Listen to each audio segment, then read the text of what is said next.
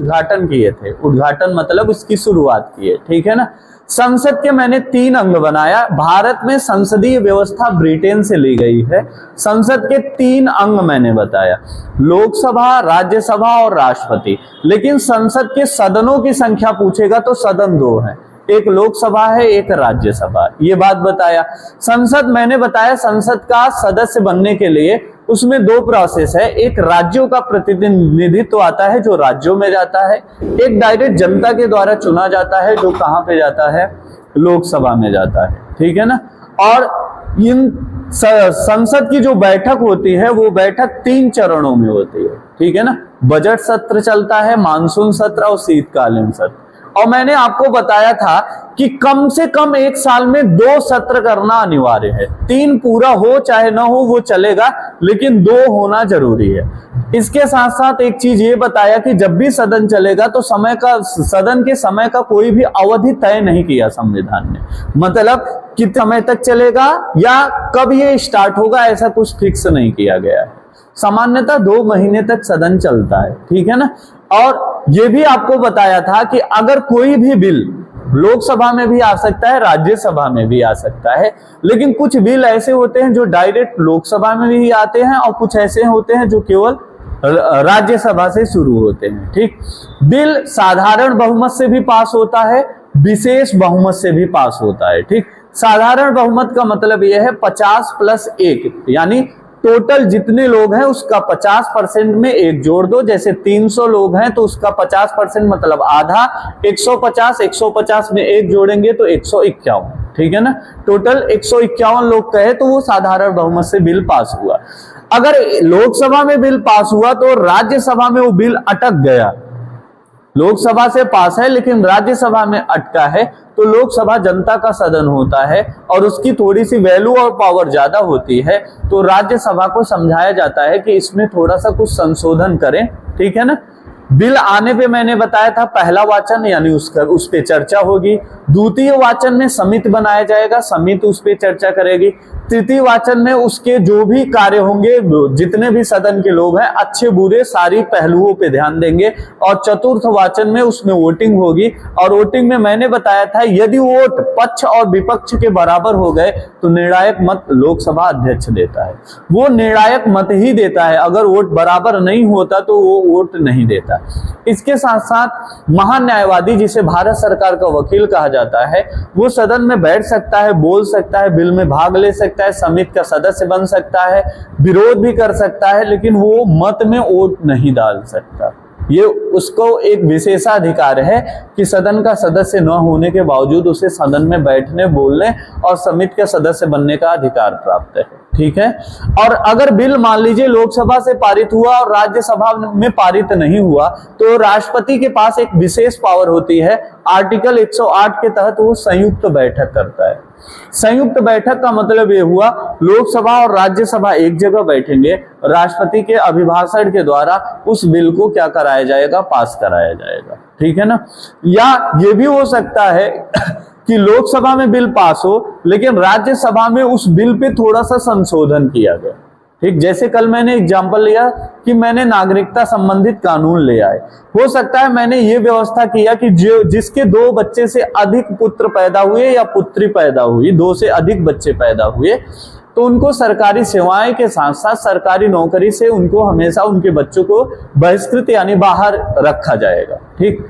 हो सकता है राज्य लोकसभा में ये बिल पास हो लेकिन राज्यसभा में जाने के बाद राज्यसभा इसमें 1 पॉइंट और जोड़ दे या 1 पॉइंट घटा दे कि सरकारी सेवाएं मिलेंगी लेकिन सरकारी नौकरी से बाहर नहीं किया जाएगा। या राज्यसभा ऐसा बोल दे कि बच्चे तो पैदा किया है पिताजी ने बच्चे पैदा किया, अब बच्चे की क्या गलती है कि बेचारा वो सरकारी नौकरी नहीं करेगा। यदि उसके अंदर टैलेंट है तो इस देश के प्रशासनिक सेवा में उसका योगदान होना चाहिए। उसके साथ ये अन्याय है कि पिता ने बच्चे ज्यादा पैदा किया तो पुत्र को नौकरी नहीं देंगे। ये मैं एग्जाम्पल लिया हूं, ऐसा संविधान में अभी आया नहीं है, ना ऐसा बहस हुआ है, मैं अपने से एक एग्जाम्पल लेके समझा रहा हूं। ये मत समझिएगा कि ऐसा कानून भी आया है, ऐसा नहीं है, ठीक है ना। अब वो क्या करे, राज्यसभा ये कह दे कि सरकारी सेवा से आप पिता को वंचित कर दीजिए, उस परिवार में जो भी पिता है उनको सरकारी सेवाओं से वंचित रखिए, लेकिन बेटे को सरकारी नौकरी दीजिए। ऐसा संशोधन राज्यसभा कर सकती है। इस पे लोकसभा की सहमति के साथ साथ संयुक्त बैठक में इस पे डिस्कस होगी और उचित परिवर्तन जो भी होगा वो परिवर्तन अप्लाई किया जाएगा। यदि मान लीजिए लोकसभा और राज्यसभा ये दोनों एक साथ बैठे हैं, संयुक्त बैठक कर रहे हैं, राष्ट्रपति बुला लिए हैं संयुक्त बैठक के लिए, अब मैटर फंसेगा कि लोकसभा का संचालन करता है लोकसभा का अध्यक्ष, ठीक है ना, ये लोकसभा का अध्यक्ष संचालन करता है और राज्यसभा को चलाने वाला जो व्यक्ति होता है वो उपराष्ट्रपति होता है। मैंने आपको बताया है उपराष्ट्रपति राज्यसभा को चलाता है, ठीक है ना। उसको बंद कर दो, वीडियो में थोड़ा सा यहाँ चमक आ जाती है, ठीक है ना। तो उपराष्ट्रपति जो होता है वो राज्यसभा को चलाता है। जब सर दोनों मर्ज होगा, लोकसभा और राज्यसभा एक साथ चलेगा, तो उस समय सदन का संचालन कौन करेगा, लोकसभा अध्यक्ष या उपराष्ट्रपति? कौन जवाब देगा? हाँ, राष्ट्रपति। इधर ये ध्यान रखिए, जब दोनों सदन मर्ज होगा उस समय लोकसभा अध्यक्ष संचालन करेगा, न उपराष्ट्रपति और न ही राष्ट्रपति। राष्ट्रपति अभिभाषण द्वारा दोनों सदनों को समझाएंगे कि इस बिल अच्छा बिल है, देश के लिए अनुकूल है, लोकसभा ने पारित किया अर्थात जनता के सदन से पारित हो चुका है, ठीक है ना, तो ये पारित करना चाहिए, वो समझाएगा। बाकी अध्यक्ष क्या करेगा, उसका संचालन करेगा। एक मिनट के लिए मैं मान लेता हूं अध्यक्ष जी बीमार हैं और इस सिचुएशन में नहीं है कि उसकी अध्यक्षता कर सके, तब सदन का संचालन कौन करेगा? ऐसा भी क्वेश्चन बनता है। तो उस समय लोकसभा का उपाध्यक्ष संचालन करेगा, उपराष्ट्रपति तब भी नहीं करेगा। ये भी ध्यान रखिए, उपराष्ट्रपति लोकसभा के संयुक्त बैठक का संचालन कभी नहीं करता, ये ध्यान रखिए, किसी भी कंडीशन में नहीं करता। ये भी नहीं रहेगा तब भी वो उपराष्ट्रपति नहीं करेगा, ये ध्यान रखिएगा, ठीक। तो ये सारे क्वेश्चन कल मैंने बताए थे, संसद के बारे में बताए। अब संसद के मैंने बताया 2 सदन होते हैं, अंग 3 होते हैं, लोकसभा, राज्यसभा, राष्ट्रपति, और सदन कितना होता है? 2 सदन में मैंने आपको बताया है कि एक होता है राज्यसभा और एक होता है लोकसभा। एक चीज मैंने और बताया था आपको कि इसमें संसद के बारे में जो आर्टिकल है वो क्या है, 79, ठीक। राज्यसभा के बारे में क्या है, 80, और लोकसभा के बारे में क्या है, 81। अब आपको ध्यान रखना है, यहां से क्वेश्चन ज्यादा पूछा जाता है और अपने देश में जो चर्चाएं होती हैं लोकसभा की ज्यादा होती है, तो इसलिए लोकसभा को अच्छे से पढ़ने के बाद तब हम राज्यसभा पे आएंगे। समझ में आया कि नहीं आया? तो आइए अब लोकसभा से हम लोग परिचित होते हैं। ये है क्या? लोकसभा एक ऐसा सदन है जो भारत में किसी भी नियम और कानून को संविधान में जोड़ सकता है या संविधान से हटा सकता है। इसकी एक अपनी अलग वैल्यू होती है। यहाँ पे जितने लोग आते हैं वो विधि के निर्माता, कानून के निर्माता कहे जाते हैं, संविधान के निर्माता। वो संविधान बनाते हैं और संविधान में जो चीजें जरूरत नहीं है फिर भी लिखी गई है तो उसको हटाने का प्रावधान किसमें है? लोकसभा, राज्यसभा, ये दोनों सदनों में है। लेकिन पावर में ये ज्यादा है। पावर में ज्यादा होने का रीजन ये है कि डायरेक्ट जनता यहाँ के लोगों को चुनती है, इसलिए इसकी वैल्यू ज्यादा होती है। लोकसभा को हम निम्न सदन कहते हैं। क्या कहते हैं? निम्न सदन। और इसी को लोकप्रिय सदन कहते हैं, लोकप्रिय सदन, ठीक है ना। और इसी को क्या कहते हैं? जनता का सदन, जनता का सदन, ठीक। ये 3 नाम है, तीनों नाम का कुछ न कुछ मतलब होता है और मतलब जानना बहुत अनिवार्य होता है। निम्न सदन क्यों कहते हैं? क्योंकि लोकसभा के सदस्य बनने के लिए जो उम्र होती है वो 25 वर्ष होती है और राज्यसभा का सदस्य बनने के लिए 30 वर्ष होती है। यहाँ उम्र में छोटे लोग हैं, अनुभव में छोटे लोग हैं, इसलिए इसको क्या कहा गया? निम्न सदन। बात याद आई? ये इसलिए नहीं कहा गया, ये याद करने का मैंने तरीका बताया। यहाँ उम्र कम है तो इसलिए ये निम्न, यहाँ उम्र ज्यादा है इसलिए ये उच्च सदन कहलाएगा। दूसरी चीज, लोकप्रिय सदन इसलिए कहा जाता है क्योंकि डायरेक्ट जनता, हम आप जिसको वोट डाले हैं वो व्यक्ति यहाँ आएगा, इसलिए इसको लोकप्रिय सदन कहा गया, ठीक है ना। या इसे जनता का सदन कहा गया क्योंकि जनता का प्रतिनिधित्व तो इसमें डायरेक्ट जाता है, ठीक है। इसीलिए इसका नाम लोकप्रिय सदन या जनता का सदन। इसके 2-3 नाम बताए, ठीक है ना। अब आते हैं इस पे बात करते हैं लोकसभा, ठीक है ना। लोकसभा का जिक्र अनुच्छेद 81 में है, ठीक है ना। लोकसभा में ये लोकसभा क्या होता है, इसका चुनाव प्रत्यक्ष होता है। प्रत्यक्ष होता है, कैसा होता है, प्रत्यक्ष। और इसकी जो पद्धति होती है, जैसे राष्ट्रपति उपराष्ट्रपति की चुनाव की पद्धति होती है एकल संक्रमणीय अनुपातिक प्रणाली, आपको पढ़ाया था। ऐसे इसकी जो पद्धति होती है इसको कहते हैं अग्रता ही विजेता, अग्रता ही विजेता, ठीक है ना। ठीक है, ये ध्यान रखिए, अग्रता ही विजेता, या इसको कहते हैं मूर्खों की प्रणाली। क्या कहते हैं, मूर्खों की प्रणाली, या ये मूर्खों की प्रणाली क्यों कहा जाता है, इसको ध्यान रखिए। इसमें मूर्ख लोग चुने जाते हैं, ऐसा कहा गया है। क्यों कहा गया है, जरा इसको समझिए। जैसे लोकसभा के चुनाव में मान लीजिए यहां से 4 व्यक्तियों ने चुनाव लड़ा। कितने व्यक्तियों ने चुनाव लड़ा, 4 व्यक्ति। 4 व्यक्ति में मान लेते हैं पहले है उज्जवल रमन सिंह, ठीक है ना,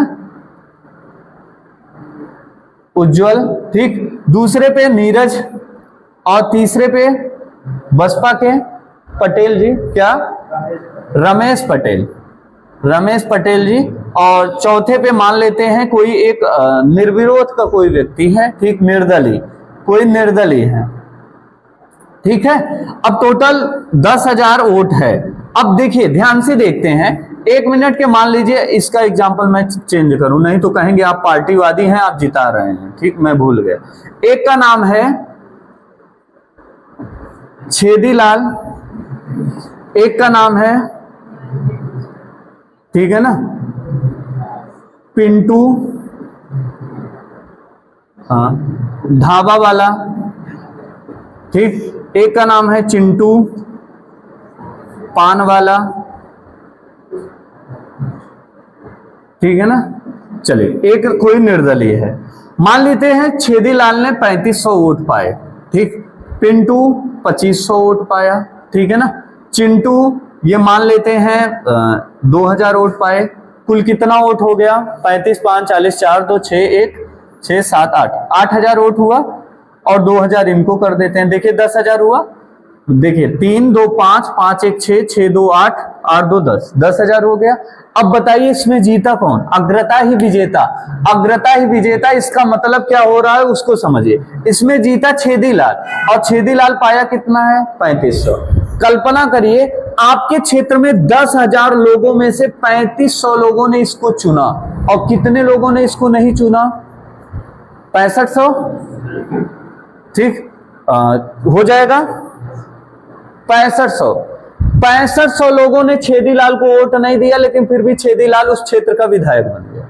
इसीलिए इसको एक दूसरा नाम दिया मूर्खों की प्रणाली, ठीक है ना, कि यहां ज्यादा जिसको वोट, इसको ज्यादातर लोगों ने पसंद नहीं किया, लगभग 6500 लोगों ने इसको वोट नहीं दिया केवल 3500 लोगों ने, लेकिन फिर भी ये विधायक बन गया। बाकी वोट तो बट गए हैं ना, और ये सबसे ज्यादा पाया है तो चुना यही जाएगा। इसी को कहा गया अग्रता ही विजेता या मूर्खों की प्रणाली। ये कॉन्सेप्ट है, आपसे कभी कभी पूछेगा। अगर ये पूरी वैल्यू आप जानते रहेंगे तो आपको सोचने में बड़ा आसानी रहेगी, नहीं तो भूल जाएंगे, वक्त के साथ भूल जाएंगे। तो आपको पता चला ये प्रत्यक्ष है, ठीक है ना।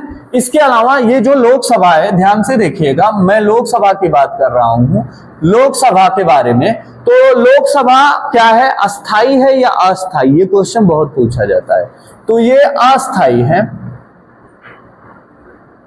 अस्थाई, अस्थाई क्यों कहते हैं, क्योंकि इसका कार्यकाल कोई निश्चित नहीं है। सर मैंने सुना है 5 वर्ष लोकसभा, पहले बैठक के बाद 5 वर्ष, ये है संविधान में लिखा है सामान्यतः, सामान्यतया फर्स्ट बैठक से, जब पहली बैठक होगी लोकसभा की, उस बैठक से 5 वर्ष तक क्या होता है, लोकसभा का पूरा कार्यकाल रहेगा 5 साल तक। सामान्यतः, सामान्यतः मतलब अगर पूर्ण बहुमत आ गई गवर्नमेंट की तब तो 5 साल चलेगा। पूर्ण बहुमत नहीं आई, 2 साल बाद कोई अपना बहुमत वापस ले लिया तो सरकार गिर जाएगी, पक्की बात है, ठीक है ना। इसीलिए इसको कहा गया अस्थाई। ये अस्थाई नहीं है, कभी भी ये पूरी तरीके से भंग हो सकता है और देश का प्राइम मिनिस्टर कभी भी चेंज हो जाएगा बिना चुनाव के। लेकिन ये कब होता है? जब बहुमत के आंकड़े में सरकार कोई भी पार्टी ना हो। अगर मान लीजिए कोई एक पार्टी बहुमत के आंकड़े में है तो कोई दूसरी पार्टी का सवाल ही नहीं उठता समर्थन खींचने का, लेकिन बहुमत में नहीं है तो समर्थन खींच लेगा। जैसे एग्जांपल मैं राज्य सरकार की लेता हूं। अभी कुछ दिन पहले आप देखे होंगे मध्य प्रदेश में सरकार बनी थी। किसकी सरकार? अभी तो बीजेपी की सरकार। इसके पहले जब मोहन यादव वहां के सीएम है, उनके पहले जब सरकार बनी थी तो कांग्रेस की सरकार बनी, वो भी सहयोग गठबंधन द्वारा कांग्रेस की सरकार बनी और कांग्रेस की सरकार के सीएम बने कमलनाथ जी। 2 साल बाद उन्हीं की पार्टी के 20-22 विधायक को लेके ज्योतिरादित्य सिंधिया किस में आ गए? बीजेपी में आ गए। उनकी सरकार गिर गई और बीजेपी की सरकार बन गई और फिर से जो है ये अपने मामा जी शिवराज सिंह चौहान फिर से क्या बन गए? वहां के सीएम बन गए।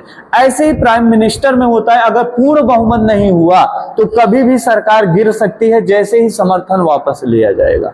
अगर पूर्ण बहुमत में है तो सरकार गिरने की सवाल नहीं है और 5 वर्ष तक चलेगा। लेकिन सर एक चीज आप ये बताइए, मैंने किसी किताब में पढ़ा है 1976 में ये 5 वर्ष के बजाय 7 वर्ष तक लोकसभा का कार्यकाल चला था। ये कैसे हुआ? जरा इसके बारे में मुझे समझाइए। तो ध्यान से सुनिएगा। दरअसल लोकसभा में आपको बताया गया है, एक आर्टिकल होता है संविधान में 352। क्या होता है? 352 आर्टिकल 352। इसके तहत राष्ट्रपति को एक विशेष पावर दी गई है। क्या पावर दी गई है? कि कोई भी राष्ट्रपति हो, ठीक है ना, वो अगर देश में देखा कि बाहरी आक्रमण हुआ है तो राष्ट्रीय आपातकाल लगाएगा। और अगर राष्ट्रपति ने राष्ट्रीय आपातकाल लगा दिया, आपातकाल अगर देश में लग गया तो उस सिचुएशन में मान लीजिए कि मोदी गवर्नमेंट की कार्यकाल खत्म हुई, उसी समय किसी देश ने आक्रमण कर दिया और देश में आपातकाल लग गया, तो इस समय चुनाव होने चाहिए। तो ऐसे सिचुएशन में सरकार, ये संविधान कहता है कि लोकसभा का कार्यकाल 1 वर्ष बढ़ाया जा सकता है। 1 वर्ष या अनिश्चित काल, मतलब कोई निश्चित नहीं है कितने समय बाद चुनाव होगा, अनिश्चित काल तक इसको बढ़ाया जा सकता है। एक बार में केवल 1 साल के लिए बढ़ाया जाता है। फिर बढ़ाना होगा, फिर सदन बैठेगा, फिर एक बार फिर 1 साल के लिए बढ़ाएंगे। तो ऐसे 1976 से लेके 77-78 तक 2 वर्षों के लिए लोकसभा का कार्यकाल 2 बार 2 साल के लिए बढ़ गया था। किसने बढ़ाया था? उस समय आयरन लेडी, बताया ना, आप लोगों से ज्यादा ताकतवर ये लोग हैं, ठीक, पूरा संविधान तहस नहस कर देंगे। तो इन्होंने 2 वर्ष के लिए क्या किया था? लोकसभा का कार्यकाल बढ़ा देता है। अब हमें सर एक बात समझ में आ गई कि लोकसभा का सामान्यतः कार्यकाल 5 वर्ष होता है, लेकिन अगर सरकार कोई भी पार्टी पूर्ण बहुमत में नहीं आती तो 5 वर्ष के पहले ही लोकसभा पूरी तरीके से भंग हो सकती है। पहली बात समझ में आई। दूसरी बात, अगर देश में आपातकाल लगा, राष्ट्रीय आपातकाल लगा, तो उस समय लोकसभा का कार्यकाल एक बार में 1 वर्ष के लिए बढ़ाया जा सकता है। क्लियर हुआ ये चीजें? चले, ये थी लोकसभा की बात। अब लोकसभा की आगे की बात करते हैं। ये अस्थाई सदन है, मतलब कभी भी भंग हो जाता है, जबकि राज्यसभा अस्थाई है। ये अस्थाई, वो अस्थाई। अस्थाई मतलब वो कभी भंग नहीं होगी। चुनाव उसका होता नहीं तो भंग होने का सवाल नहीं, उसको पढ़ाएंगे तो बताएंगे आपको, ठीक। चलिएगा, अब कुछ चीजें और भी हैं, जरा ध्यान से समझिएगा। ये जो लोकसभा में बकबका रहा हूं, ये कुछ बकबका नहीं रहा हूं, जो अभी चुनाव में आप वोट डाल के आए हैं, ठीक है ना। अभी जो वोट डाले होंगे उनकी स्याही भी नहीं मिटी होगी, ठीक है ना। वही चुनाव की बात कर रहा हूं, उसको ध्यान से समझिएगा, ठीक है ना। चलिए, इसमें लोकसभा में टोटल वर्तमान में जो सीटें हैं वो कितना है? 550। कितना है? 550। अब कुछ विद्यार्थियों के मन में आएगा, सर कहीं कहीं मैंने 552 पढ़ा है, ठीक। तो वो जो 2 एंग्लो इंडियन थे अब उनको हटा दिया गया। 104वां संविधान संशोधन के द्वारा उनकी सीट हटा दी गई। अब सर आप जरा बताइए एंग्लो इंडियन होता क्या है, ठीक। तो एंग्लो इंडियन एक लाइन में सुन लीजिए कि पहले अपना देश अंग्रेजों का गुलाम होता था। तो अंग्रेज आते थे तो अंग्रेज ऐसा नहीं था, अपने जो वायसराय रहते थे वो तो बंटी परिवार के साथ आ जाते थे, लेकिन जो वायसराय नहीं होते थे वो क्या करते थे? यहाँ भारत में आने के बाद भारत की महिलाओं से ही शादी करके बच्चे पैदा करते थे। अगर पिता अंग्रेज हो और माँ भारतीय हो तो जो बच्चा निकलेगा वो अंग्रेज में भी नहीं रहेगा, भारतीय में भी नहीं रहेगा। वो देखने से पता चल जाएगा ये आधा अंग्रेज है आधा भारतीय है, ठीक है ना। ऐसे व्यक्ति को ही क्या कहते थे, एंग्लो इंडियन, ठीक है ना। एंग्लो इंडियन का मतलब पिता यूरोपियन हो और माता भारतीय, और ऐसों की संख्या बहुत ज्यादा हो गई थी देश में। इसलिए जब 1947 आया, जब देश आजाद हुआ, तो उस समय एंग्लो इंडियन बहुत थे, लाखों की संख्या में एंग्लो इंडियन थे। उन्होंने कहा कि अब तो लोग मुझे अंग्रेज अंग्रेज अंग्रेज का बेटा कहते ही हैं, मैं चुनाव लड़ूंगा तो मुझे कोई वोट देगा ही नहीं, लोगों को लगेगा ये तो अंग्रेज है, तो मेरा तो लोकसभा में कहीं प्रतिनिधित्व तो होगा ही नहीं। तब ये संविधान में ये लिखा गया कि अगर एंग्लो इंडियन का कोई प्रतिनिधित्व तो नहीं हुआ, अगर का मतलब ये हुआ कि ये कोई जरूरी नहीं है, अगर एंग्लो इंडियन ने चुनाव लड़ा और लड़ने के बाद चुनाव हार गए, एक भी एंग्लो इंडियन चुनाव नहीं जीता, तब राष्ट्रपति को ये पावर दिया गया आर्टिकल 331 के तहत कि आप 2 एंग्लो इंडियन को लोकसभा में निर्वाचित करेंगे, भेजेंगे, ठीक। 16वीं लोकसभा में एंग्लो इंडियन चुने गए थे। 17वीं लोकसभा जो इस बार चली 5 साल, इसमें एक भी एंग्लो इंडियन नहीं था। इसके पहले वाले में मोदी गवर्नमेंट जब पहली बार बनी थी तब एंग्लो इंडियन थे, लेकिन दूसरी बार में नहीं थे। और अब इसको पूरी तरीके से हटा दिया गया है। अब एंग्लो इंडियन की कोई चर्चा नहीं है, क्योंकि अब यूरोपीय भारत में है नहीं। अब भारत की महिलाएं जो बच्चे देंगी वो भारतीय के द्वारा ही पैदा होगा, ठीक है ना। अगर विदेश में पैदा हुआ तो विदेशी नागरिकता ले लेगा वो। तो ये यही थी एंग्लो इंडिया। अब 104वां संविधान संशोधन के तहत ये हटा दिया गया, तो अब अपने देश में 550 कुल सीटें पूछेगा, 550। लेकिन ध्यान से समझिएगा, इसमें भी कुछ चीजें, कुछ आंकड़े आपको याद रखना पड़ेगा। क्या? जैसे 530 कहां से आते हैं? राज्यों से, ठीक। सॉरी, अब इसका आंकड़ा 524 होगा। 524 राज्यों से आएंगे। कहां से आएंगे? राज्य से आएंगे। और 19 कहां से आएंगे? यूटी यानी केंद्र शासित प्रदेश से, केंद्र शासित प्रदेश से, ठीक। अब बताइए 524 और 19 जोड़ेंगे तो क्या 543 होगा? क्या देखिए 543 होगा।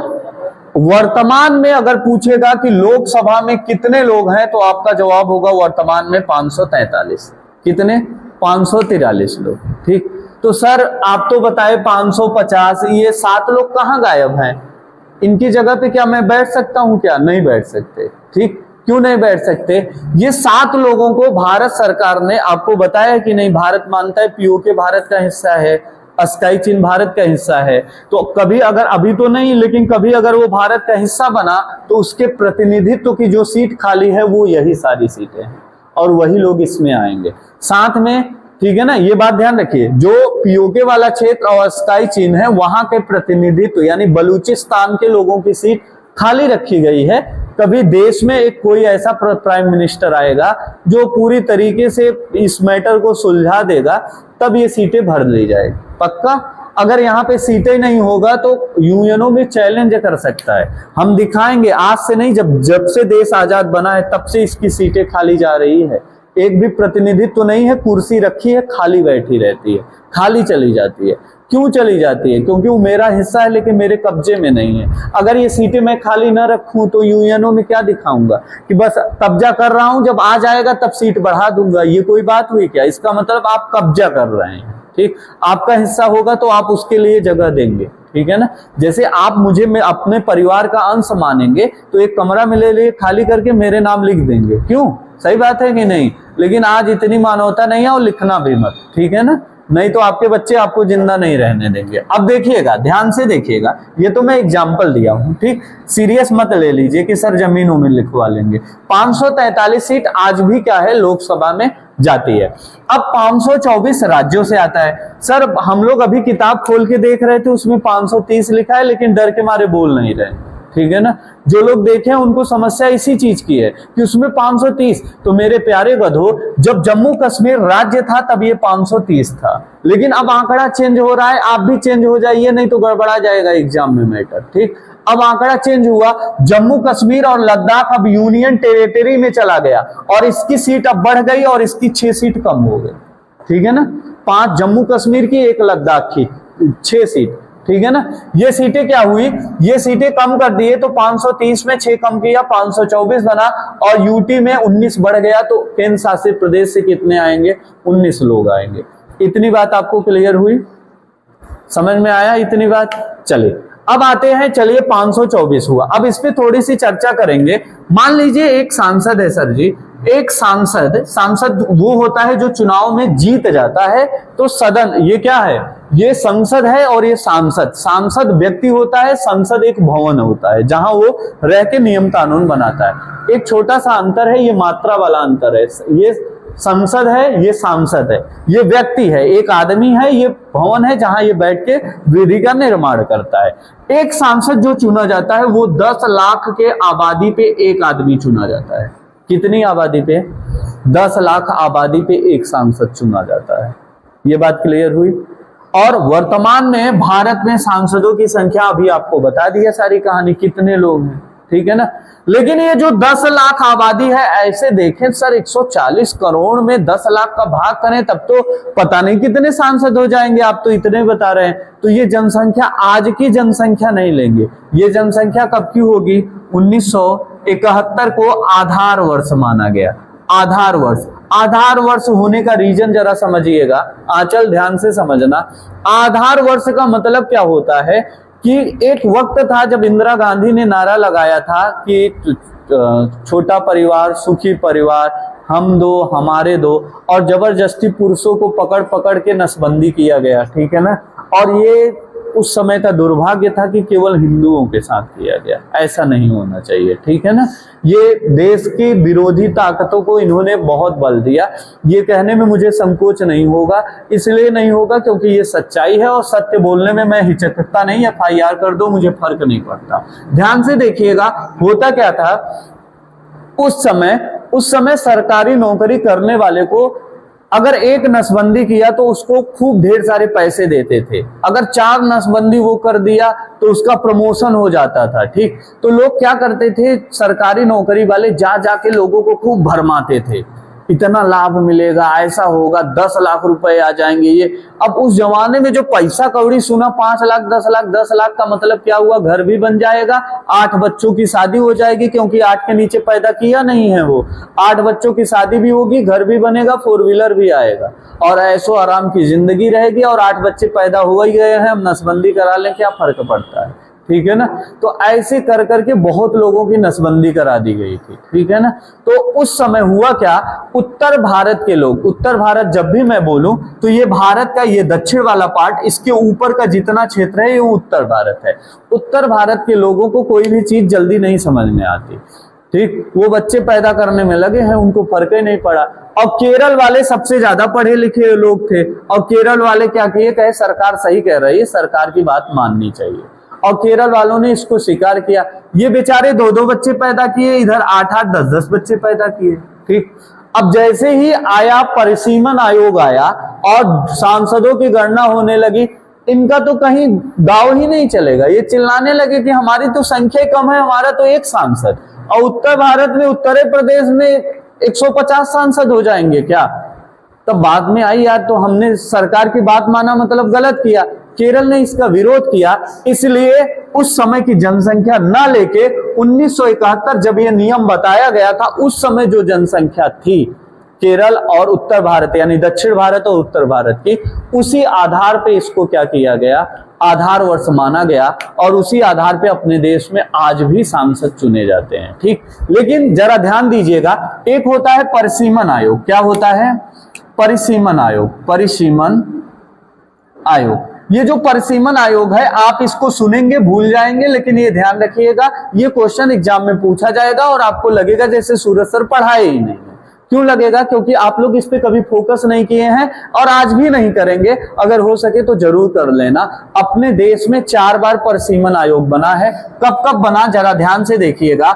ये 1952, 1962, 1972 और 2001, ये 4 बार परिसीमन आयोग बना, ठीक।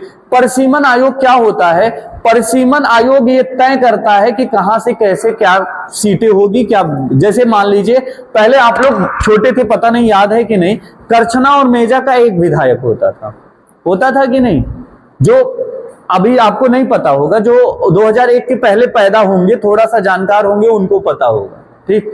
या जो कलेक्टर पांडे की विधायकी देखे होंगे वो जानते होंगे, ठीक है ना। ये शायद कलेक्टर पांडे मेजा के पहले थे क्या, मेजा के पहले विधायक, उसके पहले मेजा करछना के एक विधायक, दोनों एक होते थे।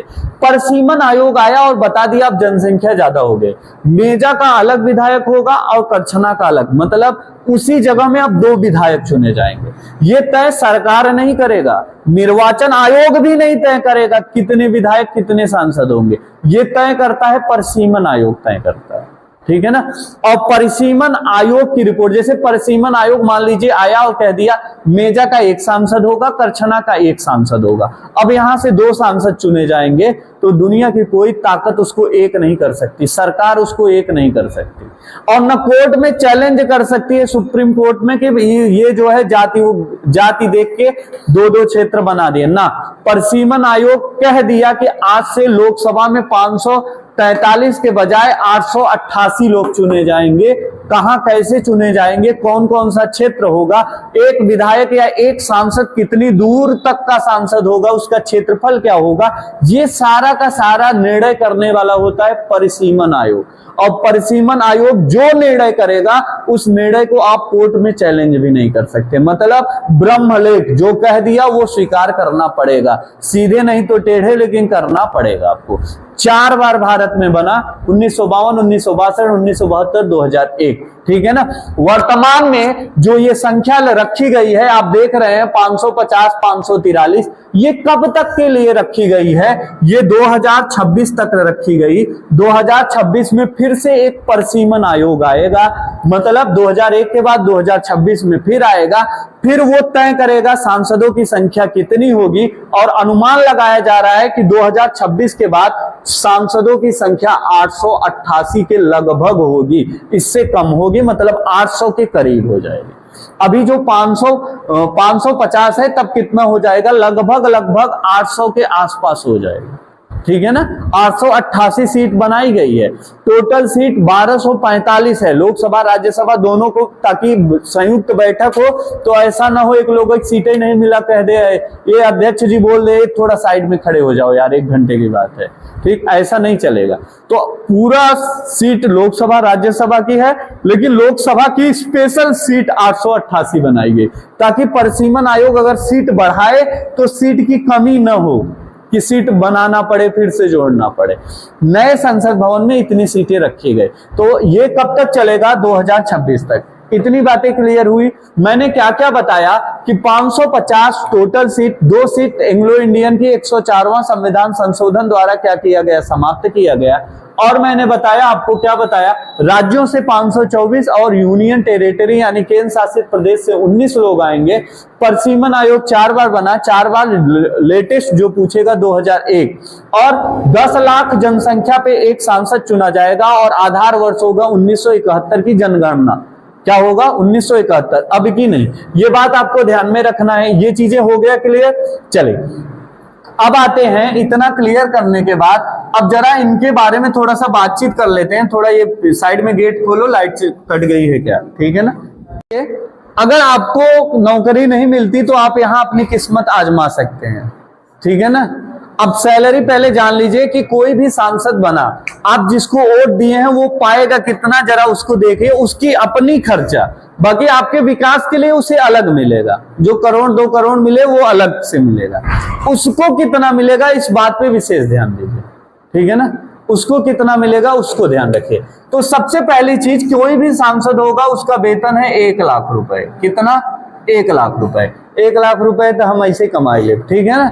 1 लाख रुपए वो महीने का क्या करता है, पाता है। इसके अलावा डेली का जेब खर्च उसे मिलता है, डेली जेब खर्च, आने जाने, गाड़ी मोटर, ये सारी चीजें डेली 2000 रुपए, यानी महीने का 60,000 रुपए। 60,000 रुपए उसका जेब खर्च है, मतलब गाड़ी पे बैठ के आने जाने, ठंडा वंडा चाय नाश्ता करने का वो खर्च है, कितना, 60,000 रुपए। इसके अलावा अपने ऑफिस में बैठने के लिए उसको महीने का 60,000 मिलेगा। कितना मिलेगा, 60,000। कुल मिला के अगर देखा जाए तो केवल मोटी मोटी रकम, केवल उसकी सैलरी देखा जाए तो ये 2 लाख पड़ जाएगा, 2 लाख 20,000 रुपए ये कौन पाएगा?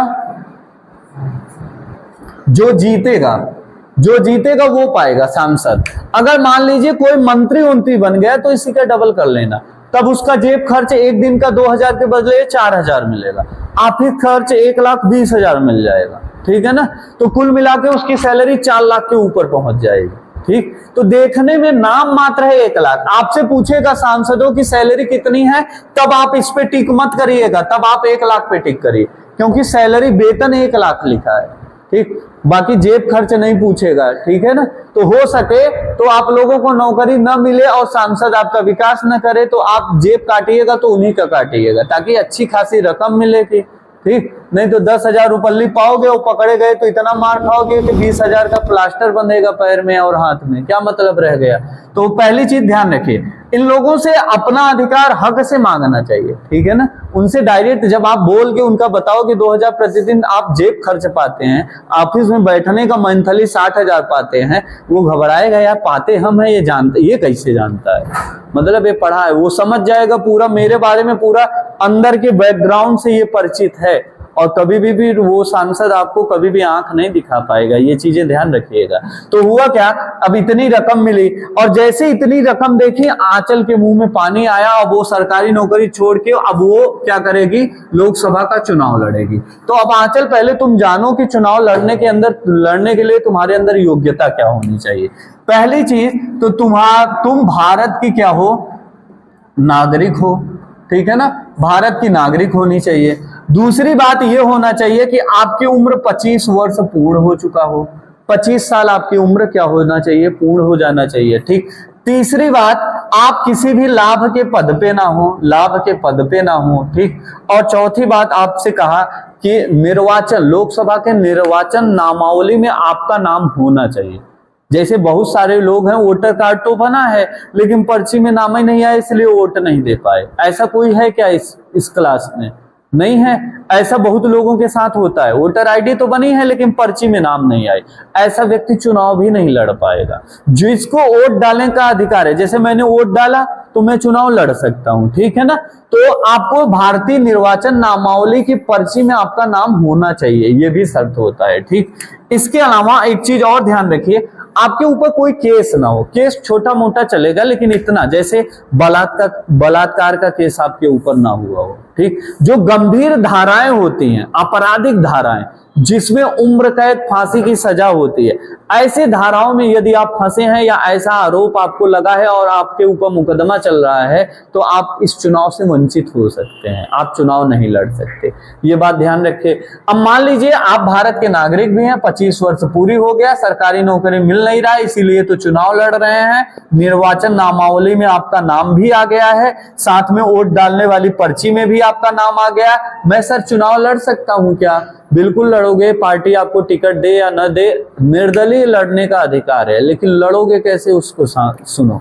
आपसे 25,000 रुपए गवर्नमेंट आपसे, जब आप जाओगे चुनाव लड़ने की पर्ची भरने के लिए, तो 25,000 रुपए वो क्या कर लेगा, आपका रखेगा, ठीक है ना।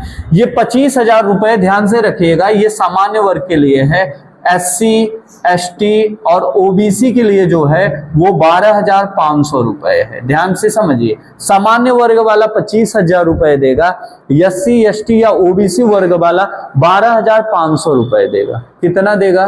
12,500 रुपए। अब जरा ध्यान से देखना, अगर आपने चुनाव में 1/6 वोट आप नहीं प्राप्त किए, कितना नहीं पाए, 1/6 वोट अगर आप नहीं पाए, तो आपकी ये जो राशि जमा की गई है ये RBI जब्त कर लेगी, वापस नहीं देगी। लेकिन अगर आपने 1/6 वोट से ज्यादा पाया, मतलब 60 वोट में से 10 वोट से ज्यादा अगर पा गए, तो ये गवर्नमेंट मान लेगा कि आप फाइट में थे, मतलब लड़ने लायक थे। ये अलग बात है कि अग्रेता ही विजेता हो गया, आप विजेता नहीं हो पाए, ठीक है ना। समझ में आया कि नहीं? अगर 1/6 से कम वोट मिला तो ये राशि जब्त होगी, इसी को कहते हैं जमानत जब्त हो गया। अभी जब रिजल्ट आएगा ना तो कोई जो पुराने राजनीतिज्ञ रहेंगे वो बताएंगे उंगली में, बीजेपी के इतने सांसदों की जमानत जब्त हो गई, सपा के इतने सांसदों की जमानत जब्त हो गई, ठीक। इसका मतलब क्या हुआ कि एक छोटा जो वैल्यू दिया था उतने पे भी वोट उनको नहीं मिला, इसलिए उनकी पूरी की पूरी राशि आरबीआई क्या करती है, कब्जा कर लेती है। चुनाव में अब आप मान लीजिए चुनाव में खड़े हो गए, अधिकार आपको भी है, हमको भी, हम भी खड़े हो गए, आप सभी लोग खड़े हो गए, सब 25 के ऊपर थे, सब खड़े हो गए। गांव में 1200 लोग थे, सब योग्य थे 25 के ऊपर, सब खड़े हो गए। किसी को सरकार बाहर कर सकता है क्या? अब वो 1200, अगर मान लो 1200 लोग चुनाव में लड़ गए, अब वो मशीन जब चुनाव होगा ना, तो मशीन एक किनारे से रखना शुरू करेगा ऐसे चारों तरफ, ठीक है ना, और 1200 नंबर रहेगा। आपको वोट देना है, मान लो अब चुनाव चिन्ह क्या होगा, चम्मच, लोटा, गिलास, चटनी, अचार, यही सब रहेगा। कहां से वो ढूंढ के लाएगा? यही सब रख देगा, ठीक। अब आप गए, अब आपको मान लीजिए 1 मिनट के लिए आपको अचार पे वोट डालना है, ठीक है ना। अब अचार ढूंढिए पूरे मशीन में कहाँ है, तो वो जो उम्मीदवार होता है उस उम्मीदवार को नंबर बता दिया जाएगा, ठीक है ना। अब वो नंबर मान लीजिए उसका नंबर आ गया है 740 पे, ठीक है ना। अब मशीन एक किनारे से एक किनारे ऐसे पूरा रखी हुई है, ठीक। अब मशीन के आगे लिख देगा इस नंबर से यहां तक, आगे मतलब उसका जो आगे वो रहता है, ऐसे रहता है ना, जाते हैं छिप के वोट डालते हैं, तो इसके आगे लिख देगा कहां से कहां तक। आपको 740 देना है, जिसमें लिखा रहेगा 700 से 800 उसी में आप चले जाइएगा, कहीं पे अचार होगा वोट डाल के चले आइएगा, ठीक है ना। अब बताइए इतने लोग खड़े होंगे, एक ही बूथ पे इतनी मशीन रखना, इतने पीठासीन अधिकारी वहां पे रखना, तो बताइए सरकार मैनेज करने में उसको तकलीफ होगी कि नहीं होगी? होगी। अब वो व्यवस्था बनाएगा तो इसीलिए रखेगा, अगर तुम्हें इससे कम मिला तब बताएंगे, बहुत नेता बनते हो ना, तो अब ये पूरा पैसा रख लेगा, और वो पैसा सरकार जो व्यवस्था की, जहां जहां से मशीन ले आई, मशीन बनवाई, उन सब व्यवस्था में ये आरबीआई पैसा दे देगा। समझ में आया ना? ये पैसा जब्त क्यों किया जाता है? इसीलिए, ताकि जनसंख्या बहुत सारे लोग न बढ़, और ऐसा होने लगे, विश्वास मानिए जमानत राशि 2 लाख रख देगा ताकि जल्दी कोई लड़े ही ना। तब हिम्मत, अभी तो 25,000 जो महीने का 30,000 पा रहा है, कहे 1 महीना सैलरी ना ही सही, चला जो उन्होंने देखा जाए, लड़ गए हैं। हेलीकॉप्टर देख रहे थे, हम वोट डालने गए, एक हेलीकॉप्टर पे लड़ा है, पता नहीं को पाया कि नहीं पाया, भगवान जाने, ठीक है ना। और हमारे पड़ोस में एक लोग थे, वो कह रहे हैं हम हेलीकॉप्टर पे दिए, हम कहे लो भैया ये दुनिया से अलग है, हेलीकॉप्टर पे देख के आए हैं। देखिए ये क्या हुआ इनकी योग्यता के बारे में, भारत का नागरिक हो, 25 वर्ष, ध्यान रखिए 25 वर्ष पूरी हो, लाभ के पद पे ना हो, निर्वाचन नामावली में उसका नाम हो, और किसी प्रकार का कोई केस नहीं होना चाहिए, और जमानत राशि सामान्य के लिए 25,000, SC ST OBC के लिए 12,500 रुपए, ठीक है ना। ये बात ध्यान रखिए। एक चीज और, आरक्षण का भी जिक्र है, लोकसभा में आरक्षण का जिक्र है, ये अनुच्छेद 330 कहता है। अनुच्छेद 330 क्या कहता है? SC और ST ये 2 कैटेगरी है अपने समाज की, एक आता है SC कैटेगरी, एक आता है ST कैटेगरी, ठीक है ना। अनुसूचित जाति, अनुसूचित जनजाति, यही होता है, ठीक। तो इसके लिए सीट फिक्स किया गया। सीट क्यों फिक्स किया गया है, जरा इसको ध्यान से समझिए। SC के लिए सीट है 84 और ST के लिए सीट है 47, ये सीट फिक्स किया गया है। मतलब जब भी लोकसभा का गठन होगा तो ये 100 नहीं 101% सत्य है कि SC समुदाय के 84 लोग उस लोकसभा में होंगे, ये पक्की बात है, और ST समुदाय के 47 लोग होंगे, ये भी पक्की बात है, ठीक है ना। ये परिसीमन आयोग ने ये निर्धारित किया है। क्यों किया? क्योंकि इनकी जनसंख्या बहुत सारे जगह न के बराबर है, कम है, ठीक है ना। और वहां पे ये अगर चुनाव लड़ेंगे तो इनको, जानते हो भारत में चुनाव व्यक्ति और ईमानदारी पे नहीं होता, जाति के आधार पे होता है, ठीक। और यह कहने में कोई संकोच नहीं है कि यहाँ के लोग अपने नेता को नहीं चुनते, अपने जीजा को चुनते हैं। जाति कब देखी जाती है? जब अपने घर में बहन की शादी करनी होती है या पिताजी बुआ की शादी करते हैं, तब जाके कुल, वंश और जाति की परख करते हैं। लेकिन हमारे यहाँ नेताओं को देख के जाति की परख की जाती है, वो किस जाति का है, अगर मेरी जाति का है तो मैं उसे वोट दूंगा, ठीक है ना। और मैं ये सौभाग्यशाली हूं कि जब से मैं वोट कर रहा हूं कोई ऐसी जाति नहीं है जिसको मैं वोट न दिया हूं, मैं सबको वोट दिया, ठीक है ना। कभी जाति की देख के नहीं, ईमानदारी देख के वोट देना चाहिए। अगर जाति देख के वोट देंगे ना तो विश्वास मानिए इस देश में सरदार पटेल कभी पैदा नहीं हो पाएगा, ठीक है ना। आपको इस देश में लाल बहादुर शास्त्री कभी नहीं मिलेंगे। जाति वाला आदमी वही मिलेगा जिसके अंदर जाति का जहर भरा होगा, वही आएगा। और अपने देश में यही सबसे बड़ी दुर्भाग्य है कि यहाँ जाति पे, सारा सिस्टम जाति पे चलता है, और जो चीजें कभी नहीं होनी चाहिए। ठीक, जहां जरूरी है वहां जाति जाति करो। जाति का मतलब क्या होता है जानते हो? कि अगर तुम ब्राह्मण हो, कोई दूसरा ब्राह्मण गरीब है, तो आप उसकी मदद करो, उसकी बेटी की शादी में कुछ हेल्प कर दो, उसके घर के किसी बच्चे को पढ़ा लिखा के नौकरी दिला दो, ये होता है जातिगत। अगर तुम यादव हो, यादव समाज का कोई व्यक्ति पीछे है, तो उसको, उसके घर के 2-4 बच्चों को पढ़ाओ, नौकरी दिलाओ, 1-2 कन्या का विवाह तुम अपने हाथ से कर दो, अपना परिवार मान के कर दो उसको। ठीक, समाज में उसके कोई प्रताड़ित कर रहा है, जबरदस्ती परेशान कर रहा है, आप उसके सामने खड़े हो जाओ, उसके अंगरक्षक के रूप में। ये होता है जातिवाद। जातिवाद इसके लिए नहीं बना है कि आप जाति देख के चुनाव में अपने नेता को चुनिए।